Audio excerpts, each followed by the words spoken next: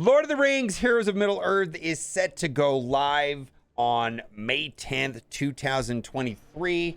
You can actually play the game now in advance of the game going global on all platforms on May 10th if you go to the following Discord server. And I'm going to just take you some of things that I suggest and bottlenecks that I've noticed and some tips with the game. But I'm also going to talk about the graphics, and we're going to take a look at that. First thing I do want to say is I do think this game should be made, and I know there was a lot of demand for this game.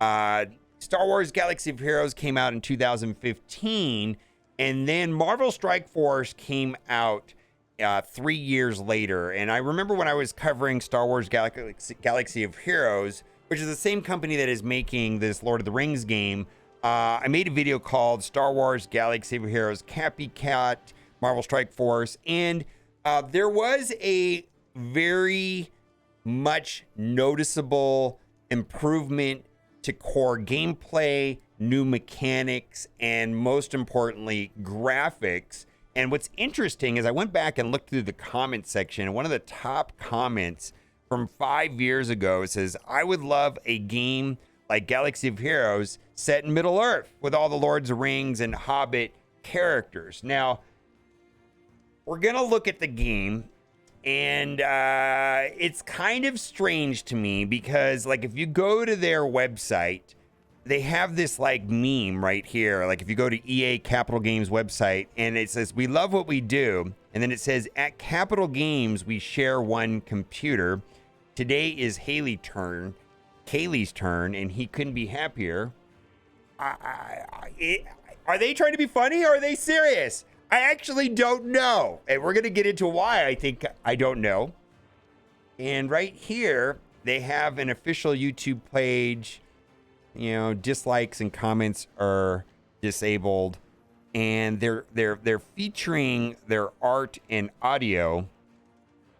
And ironically, you know, when they're talking about graphics and art design and audio improvements, and in the video itself, they couldn't be bothered. You know, it's like a Zoom call with webcam footage and webcam audio for large parts of it. It's like, this is EA.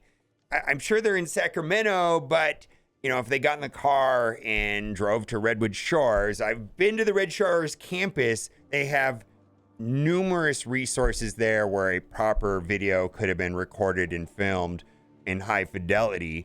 But it feels like, you know, the stereotype with mobile games, like if you listen to some of the critics of mobile games like Asmongold or something like that, is they're all clones. They're low effort money grabs. And I don't feel like this game is not that.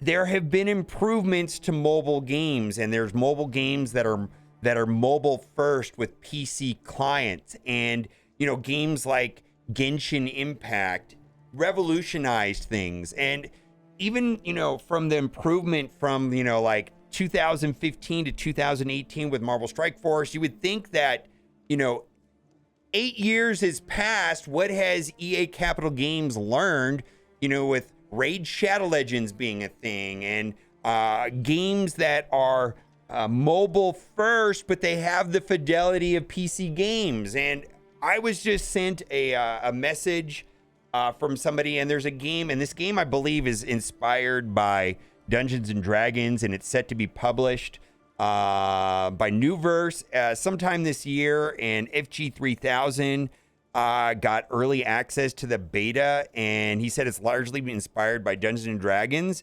And this is not pre-rendered footage. This is like actual, like, his access to the game and what it looks like. And I'll be honest with you, I 100% expected a Lord of the Rings game to kind of look like this. And so I'm kind of just taken back. You know, like, here's an example of like just the UI inside the game, which we're going to look at, and then you can decide for yourself. You know, and then there's like excessive bottlenecks already with blue gear, like this luminous crystal. I mean, Stun Guns 2.0, and then the gold crunch is real. And I was lying in bed with my wife, and she saw the Frodo animation where he does, and we'll probably look at it, and she's like, "Oh my god, that looks like this Lord of the Rings game." She was making reference to this infamous Lord of the Rings game right here, and she goes, "It looks like that game," and I'm like, "Oh, I don't know if it's that bad." You decide.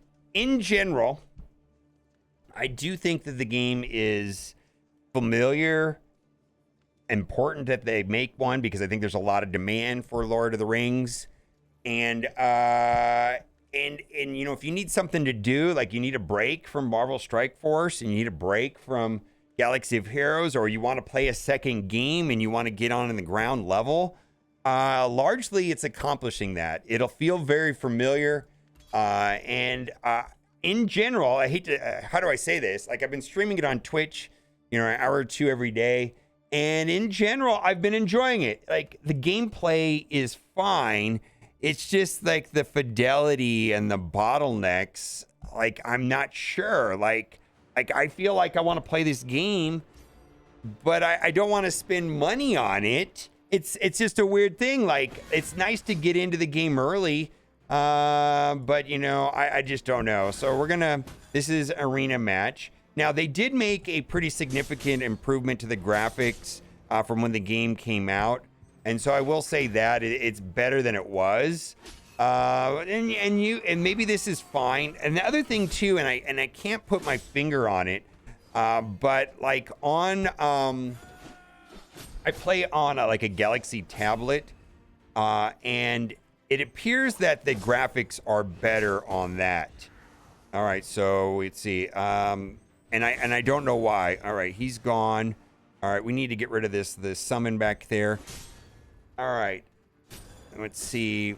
All right, he's gone. Now we have to go after this guy. This guy's going to do a big AoE right here. I wonder if this does more damage. 80% hit. I actually, UI's a little bit clunky here. 180 Gene game might, if he survived, but I think he's just going to die. Let's see if he survive. I don't think he's going to survive the AoE from this guy. Yeah, we're going to be in trouble here, actually.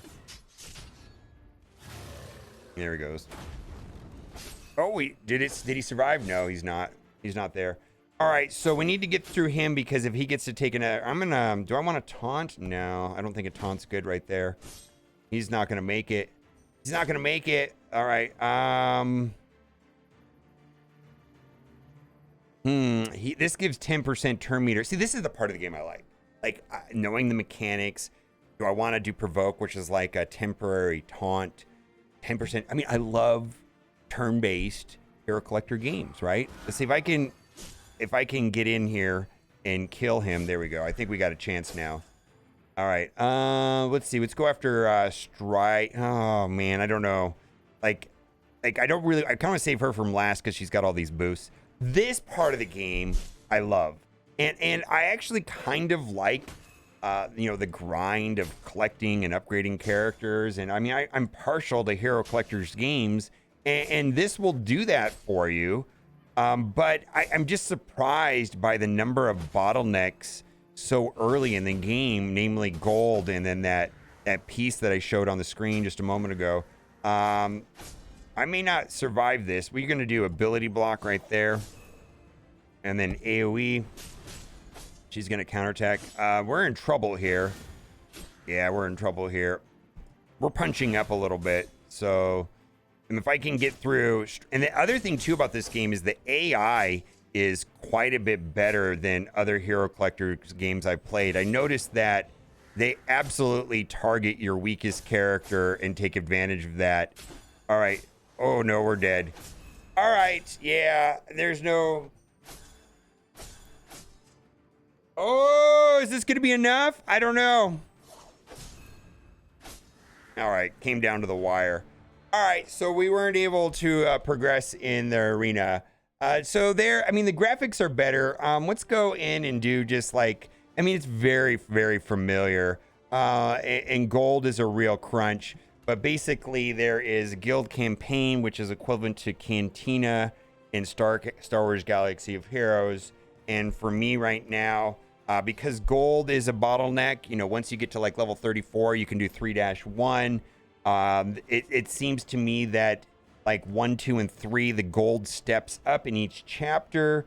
And also, I'm gonna be farming this guy right here, Ironhide, because he's very good in the arena. So I've been farming him every day. Now this is where the main source that you get your ability materials so that you can upgrade your characters. And then it's about just like not going crazy and maybe upgrading a total of 10 characters. There's a light and a dark side, kind of what's called light campaign, shadow campaign. So you really just got to focus on like 5 characters each and not like go wide, because there's just not enough gold to upgrade every character. There seems to be an abundance of character shards. And then also upgrading stars in this game doesn't seem to be that impactful.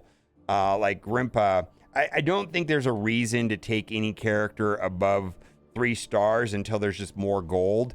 Because you don't like going from like 3 to 4 stars isn't a meaningful amount of power. Leveling up your character seems good. Upgrading your ability materials on these, where not necessarily like these ones that just do more damage, but like ones that add an ability, that seems good. And then gearing up your characters is good. And then lastly, putting up stars. So I'm going to keep playing this game. It's just like, I think that there's an extreme high demand for this type of game. And it's just, I would have thought like 8 years after Star Wars Galaxy of Heroes came up, there would be a significant upgrade in the graphics. I personally can get past the graphics. I was expecting, something more about like this game, Dragonheir Silent Gods, which is coming out. Like, I'm expecting more of the fidelity of that, or Diablo Immortal, or Raid Shadow Legends. And part of it too is I think that they are going with a style which is based off of like the 30s watercolors from Tolkien. Although those aren't necessarily characters, those are just like landscapes and stuff. But it seems like they're trying to recreate that palette. But, I look at some of the characters and I just go, I don't know if I like that much. Let me know what you think in the comments section. Most people, when they see this game, they have a visceral response to the graphics, and I agree. Anyways, are you going to be playing it? Let me know. Bye for now.